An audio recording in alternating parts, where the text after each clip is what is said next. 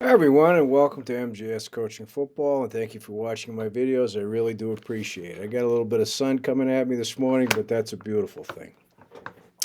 Today, in my continuing drill playlist, I'm going to talk to you about what we call tracking the hip drill, as you see it up here, and I also include my email that you can reach out to me at. I think it might be a little bit more effective doing it that way.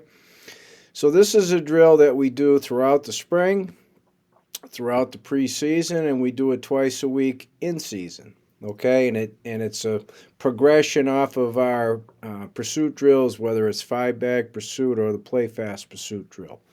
Okay, and this is something that you can do in just helmets. Okay, you can even teach it without any equipment whatsoever, including helmets, because it's a non-contact drill.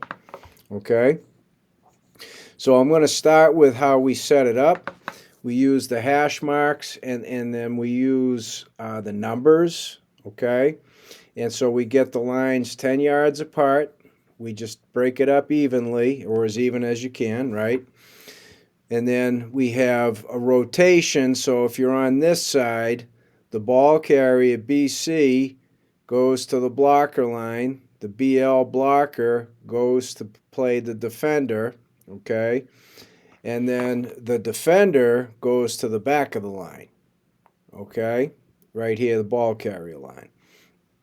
And then it's the same here. Ball carrier goes to blocker, blocker goes to defender, defender goes to the ball carrier line, and the next ball carrier in each line gets up and is, in fact, the ball carrier.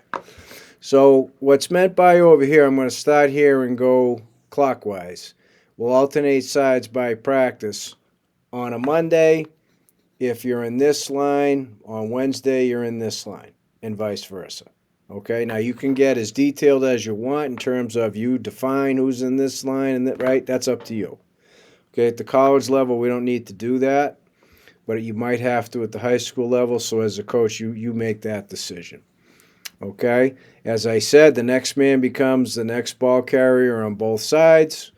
Here, ball carriers. So what's meant by these lines, and I use different colors on purpose, so hopefully it jumps out at you. When it's a straight line, they're going half speed, and the shimmy is here, the zag line. Okay, so it's either half speed or shimmy, right? Shimmy down, throttle down. There's no set number in terms of when the stick ball moves, that's when the ball carriers run. When the stick ball moves, that's when the defenders execute their stun tear. All right? So there's no set number, but the bottom line is, remember I said we use the hash mark and the numbers. The defender's goal is to cut the butt before the ball carrier reaches the bottom of the numbers.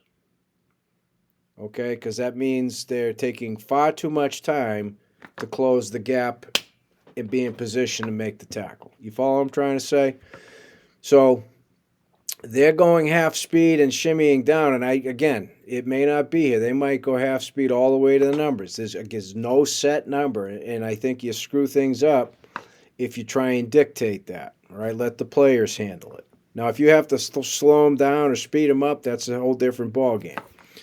All right.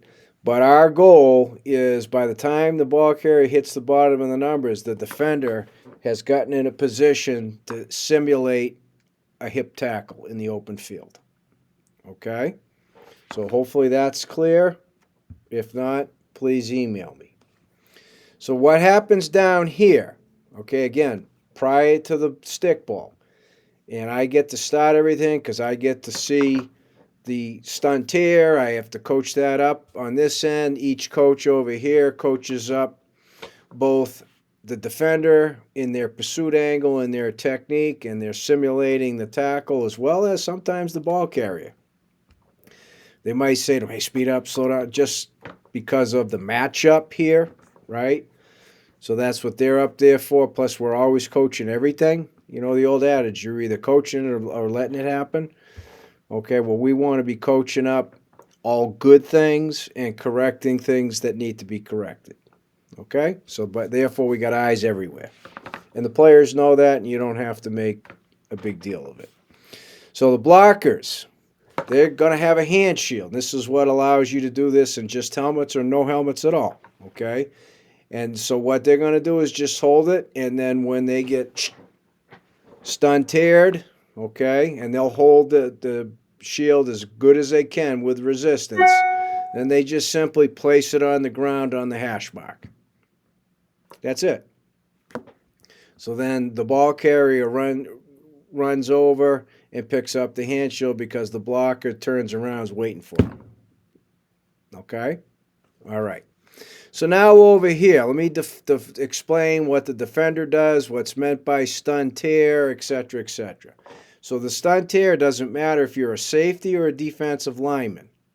It's the technique that's taught, all right? And then when we do our play fast drill, bang, they're stunning. There's no tear, but they're stunning, right? Remember, burpee, get up, react, pursue.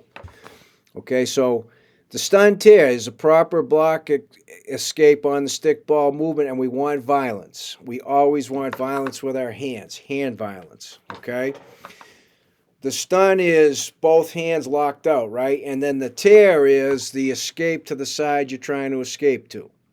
So as they stun tear, if they're on this side, their right foot should be up because their left foot's the foot that's going to be stepping and leading the way. So then their left hand is the one that's got to be extending, and they're tearing with the right, finishing with the escape. Okay?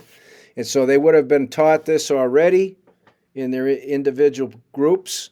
So they have the stun tear with a rip, stun tear with a punch. Okay, I'm not a big swim guy because you open up your shoulders, but we'll punch off the side of the shoulders. Okay, so whether it's stun tear, rip, stun tear, punch, they're going to now sprint, and I do mean sprint. They've got to close the gap, okay, first. So we always talk about sprint, shimmy, sprint. So see number one here, sprint at the near hip. Your head has to be behind the blocker's hip. Shimmy only if needed. So if we've got a guy who's not breaking down, you got to keep sprinting. Now, the shimmy if needed, as you close the distance, like you might have a fast DB here and a big clumsy defensive lineman up here. I don't mean it like, but you know what I mean. If they're in a foot race, the DB'd win by 20 yards, right? So he might have to start shimmying down as needed because he already closed the gap, and we never want to be in front of the ball carrier, excuse me. Okay? So what's meant by number 3, AFAP, as fast as possible. That's why it's always sprint, sprint, sprint, shimmy as needed. Because if you don't say that, you'll see kids shimmy the entire way. And then they wonder why in games they never get, right? So close the distance as fast as possible. So once you're in a position, so you're within what we call striking distance, you're going to finish with near foot up. So here, when you're on the left, your left foot's going to be the up foot, near foot up, right, in the tackle. And then tag off. So what we want to do is tag off on the near hip and sprint behind the ball carrier. So we literally want them to tag and finish. So as they're simulating this with their hands, we want the near hip. So if it be my left hand, bang, tagging them on the way up. Tag them on the way up. Tag them on the way up. If I'm on the right side, tag them on the way up. Tag them on the way up. And that's what these coaches are looking for. Because if they've got, any kind of space between them and the ball carrier, it's no good. Right? It's no good. So we say tag them on the way up. Tag them on the way up. We want to see finish with violent hips and arms, the simulated part of the tackle. Because they do that here, they're certainly much more likely to do it in the live situation. Okay? So this drill is a bit of an incorporation of the 2 pursuit drills, 5-bag pursuit, play fast pursuit, but it also it introduces the execution of the stun tear, getting off of a block first because you got to do that. Then you work the pursuit that you've already taught in terms of technique and aiming points, and now you incorporate the simulated part of a tackle. Okay? So if you have any questions at all about this drill, please email me up there as it says, CoachMJSullivan@gmail.com, because I'd love to talk football with you.